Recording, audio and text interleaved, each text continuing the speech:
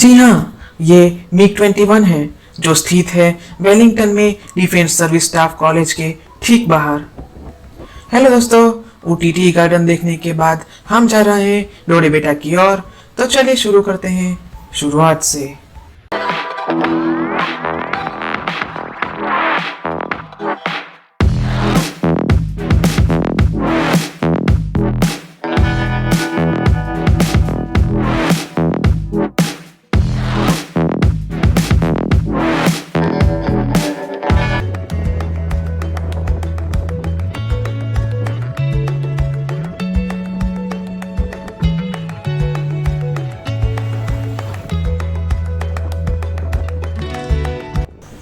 ऊटी वाकई बेहद ही सुंदर और मन को खुश कर देने वाली जगह है।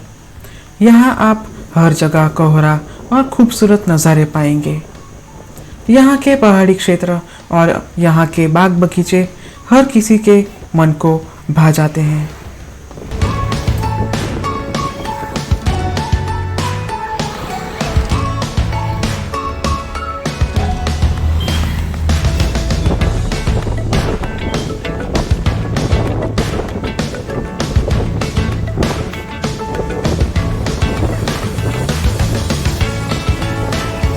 तो दोस्तों, डोडा बेटा नीलगिरी माउंटेन्स पर 8,692 फीट पे सबसे ऊंचा पर्वत है। शिखर के चारों ओर एक आरक्षित वन क्षेत्र है। यह भारत के तमिलनाडु के नीलगिरी जिले में ऊटी कोटागिरी रोड पर ऊटी से 9 किलोमीटर की दूरी पे है।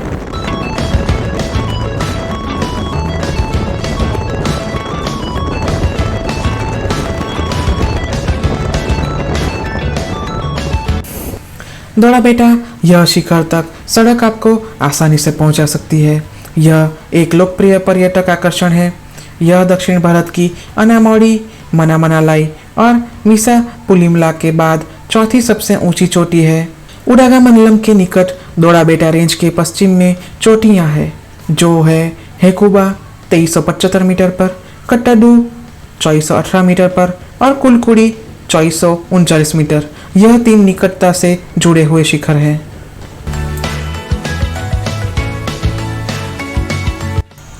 डोडा बेटा के आसपास का क्षेत्र ज़्यादातर जंगल है। शॉल इसके ढलानों के घाटी को आवरण देते हैं और घने मोटे घास के बीच में थोड़े से घने रोडोडेंड्रॉन के पेड़, फूलों की झाड़ियों और जड़ी बूटियां यहाँ पे आम है।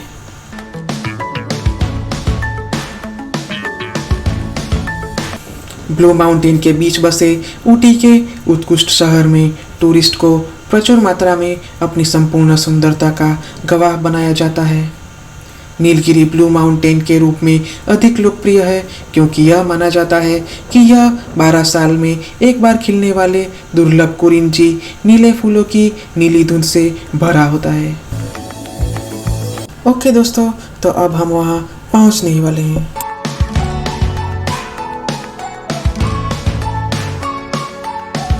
डोडा बेटा की एंट्री फीस है 10 रुपीज़ 5 साल से बड़े हर किसी के लिए। स्टील कैमरा 10 रुपीज़ और वीडियो कैमरा 50 रुपीज़। ये सुबह 9 से शाम 6:30 बजे तक पूरा हफ्ता यात्रियों के लिए खुला होता है। जैसे ही आप एंट्रेंस की ओर दाखिल होंगे, आप मेन गेट तक छोटी छोटी कई सारी दुकानें पाएंगे, जहाँ से आप फल, टोपी, पानी, दस्ताने आदि खरीद सकते हैं। डोडा बेटा शब्द का अर्थ बरगा भाषा में बिग माउंटेन है। यह 2 शब्दों का संयोजन है, डोडा जिसका अर्थ है बड़ा और बेटा जिसका अर्थ है पहाड़। यह अपने विस्मयकारी विचारों के साथ ट्रैक करने के लिए सबसे अच्छी जगह के लिए तरस रहा एक शौकीन उत्सुक ट्रैकर की इच्छा को पूरा करता है।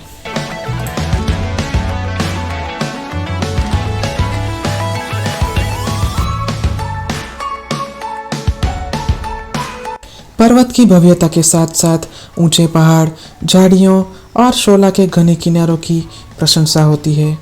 नीलगिरी और डोडा बेटा में 24 ऊंची चोटियां हैं और उनमें यह सबसे ऊंची चोटी है। ट्रैकिंग जैसे बाहरी कामों में रुचि रखने वाला यात्री उत्सुकी द्वारा अक्सर इसका दौरा किया जाता है। ओके दोस्तों, तो अब हम टिकट विंडो के पास पहुंचने वाले हैं।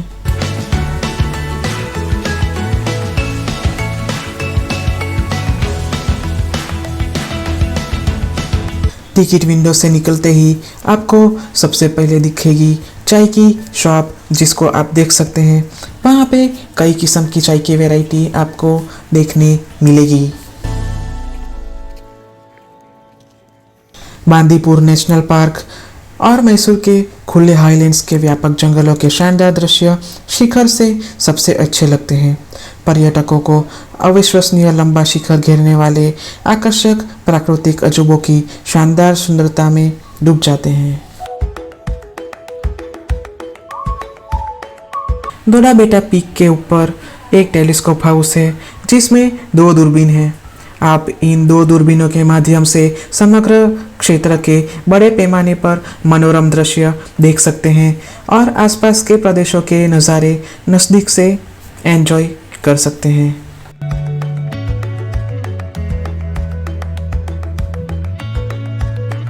ग्रामीण इलाकों की बेजोड़ सुंदरता हर प्रवासी को आकर्षित करती है।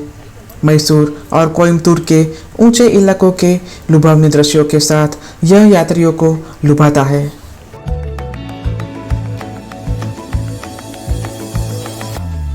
राज्य के उच्चतम शिखर से शानदार विस्तारों की प्रशंसा और सराहना करने के लिए यात्री विभिन्न स्थानों से आते हैं।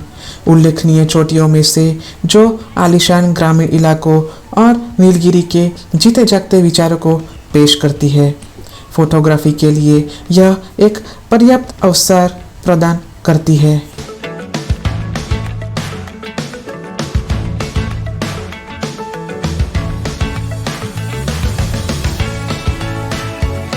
प्रवासियों को चोटी से ऊटी का विहंगम दृश्य दिखाई देता है। वे टेलीस्कोप हाउस में दूरबीन के माध्यम से झांकने वाले सर्वोत्तम दृश्यों का आनंद ले सकते हैं। तमिलनाडु पर्यटन विकास निगम 18 जून 1983 से यात्रियों को ऊटी के आदर्श शहर पर टकटकी लगाने के लिए एक वेधशाला चलाता है। ग्लास से बने पेनलेस टेलीस्कोप हाउस में 2 टेलीस्कोप है, जहां से आप अद्भुत दृश्य को देख सकते हैं।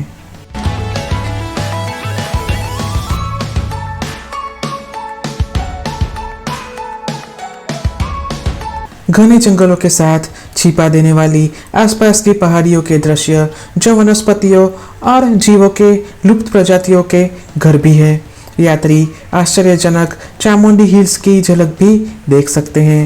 2001 और 2002 के दौरान पहले के रिकॉर्ड के अनुसार यह चोटी सामान्य दिनों में प्रतिदिन 700 और सीजन के दौरान प्रतिदिन 3500 प्रवासी होते थे। डोडा बेटा की ढलानों को घने मोटे शोला के आवरणों से ढका गया है। शोला एक अद्वितीय प्रकार के उष्णकटिबंधीय पर्वतीय वन है, जो उच्च पर्वतीय क्षेत्रों में उगते हैं। पर्वतीय घास के मैदानों से सटा हुआ ये व्यापक और खूंखार जंगल प्रवासियों को उनकी आंखों के लिए ये एक आश्रय है। छोटी बड़ी झाड़ियों का समृद्ध आवरण इसकी सरासर प्राकृतिक सुंदरता को बढ़ाता है। यहाँ तक कि पहाड़ी ढलानों पर मोटी घास के मोटे क्षेत्र को भी देखा जा सकता है। एक अन्य मुख्य आकर्षण पार्क के आसपास आरक्षित वन क्षेत्र है। ऊटी के प्रसिद्ध बॉटनिकल गार्डन डोडा बेटा पीक के निचले ढलानों पर स्थित है।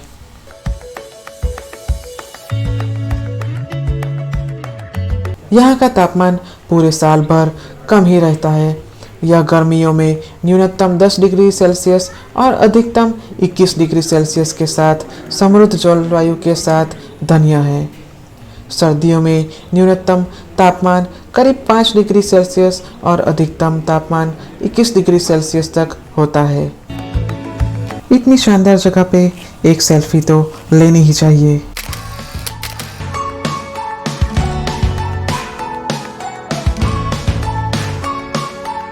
डोडा बेटा पीक पश्चिम घाट और पूर्वी घाट के जंक्शन पर स्थित है, जिसे 4 रोड चौराहे के रूप में भी जाना जाता है, क्योंकि यह 4 अलग अलग दिशाओं के लिए रास्ता खोलता है। यह ऊटी से 9 किलोमीटर दूरी पर स्थित है। भव्य चोटी को कोटागिरी की ओर यात्रा करके पहुंचा जा सकता है और रास्ते में आपको डोडा बेटा टी फैक्ट्री भी दिखाई देगी, जहां आप सैर भी कर सकते हैं।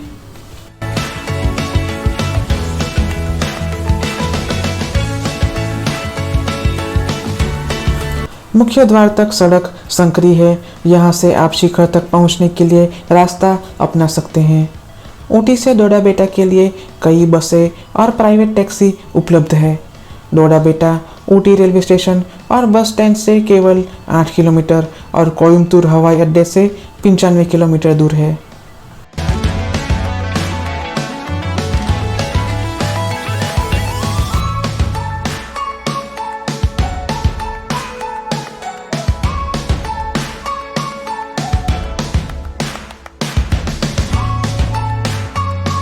छिपे हुए शिखर समतल होने के कारण यात्री आराम से वातावरण और प्रकृति की भव्यता का आनंद ले सकते हैं। यात्री सूर्योदय और सूर्यास्त का आनंद लेने के लिए शिखर तक जाते हैं। बर्ड वॉचिंग एक और गतिविधि है जो यात्रियों को पसंद आएगी, मगर इसके लिए सुबह सुबह यहाँ पर पहुँचना बहुत ही ज़रूरी है। अपने शाही विचारों के कारण यह जगह भारत की फिल्मों के लिए भी पसंदीदा शूटिंग स्थल रहा है।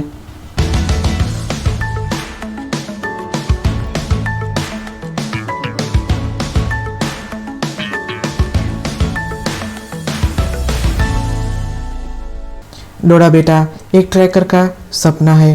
ट्रैकिंग के प्रति उत्साही लोगों के लिए एक आदर्श विकल्प होने के कारण ट्रैक का स्तर मध्यम होना आम बात है। अद्भुत ट्रैकिंग स्पॉट एक आरामदायक माहौल की तलाश और रसीले दृश्यों का आनंद ले रहे लोगों की इच्छा को पूरा करता है। अपने सुंदर ट्रैक को शिखर तक ले जाने से पहले पर्याप्त पानी ले जाना ना भूलें। अद्भुत शिखर और ट्रैकिंग की गतिविधि की सुंदरता कई साहसिक चाहने वालों को आकर्षित करती रही है।